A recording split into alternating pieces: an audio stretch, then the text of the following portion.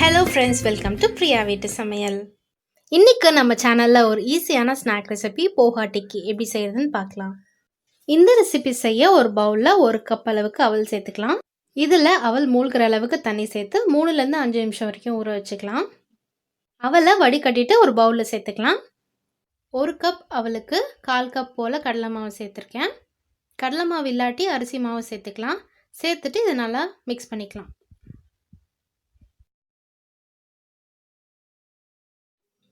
அவலையும் கடலை மாவையும் நல்லா மிக்ஸ் பண்ணக்கப்புறமா 1 டேபிள் ஸ்பூன் மிளகாய்த்தூள், 1/2 டீஸ்பூன் கரம் மசாலா இது ரெண்டையும் சேர்த்துக்கலாம். அதுக்கப்புறமா 1/4 டீஸ்பூன் மஞ்சள் தூள், உப்பு தேவையான அளவு இதையும் சேர்த்துக்கலாம். அப்புறம் கொஞ்சமாக நறுக்கின மல்லி இலை இதையும் சேர்த்துக்கலாம். இதெல்லாம் சேர்த்துட்டு நல்லா மிக்ஸ் பண்ணணும்.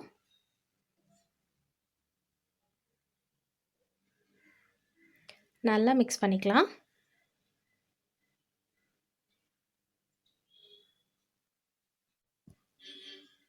இப்போ இதில் சின்ன சின்ன உருண்டைகளாக உருட்டி அதை நம்ம தட்டிக்கலாம். மீடியம் சைஸாக தட்டிக்கோங்க. ரொம்ப தின்னாகவும் வேண்டாம், ரொம்ப திக்காகவும் வேண்டாம். மீடியம் சைஸ் மாதிரி தட்டிக்கலாம். நம்ம மிக்ஸ் பண்ணி வச்ச எல்லா மாவையும் இந்த மாதிரி தட்டி வச்சுக்கலாம். நம்ம இப்போ அது எல்லாத்தையும் ஷாலோ ஃப்ரை பண்ணோம். அதுக்காக ஸ்டவ்வில் ஒரு பேன் வச்சுட்டு 2 டேபிள் ஸ்பூன் போல் எண்ணெய் சேர்த்துக்கலாம். ஆயில் நல்லா ஹீட் ஆனதுக்கப்புறமா நம்ம ஒவ்வொன்றா சேர்த்துக்கலாம். இதை லோ ஃப்ளேமில் வச்சு வேக விடுங்க. இல்லைன்னா மேலே மட்டும் வேகும், உள்ளே வேகாது.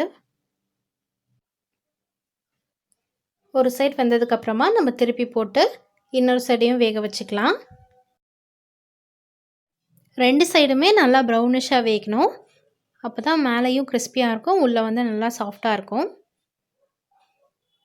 2 சைடுமே நல்லா ப்ரௌனிஷாக ஃப்ரை ஆகிடுச்சு. இதை நம்ம இப்போ ஒரு பிளேட்டுக்கு எல்லாத்தையும் ட்ரான்ஸ்ஃபர் பண்ணிக்கலாம். நம்மளுடைய ஈஸியான ஈவினிங் ஸ்நாக்ஸ் ரெடி ஆகிடுச்சு. இதை நம்ம டொமேட்டோ சாஸ் இல்லாட்டினா கொத்தமல்லி சட்னி கூட வச்சு கொடுக்கலாம், இல்லை அப்படியே சாப்பிட்லாம். அவல் இருந்தால் போதும், நம்ம வீட்டில் இருக்கிற பொருட்கள் வச்சு இதை ஈஸியாக செஞ்சிடலாம்.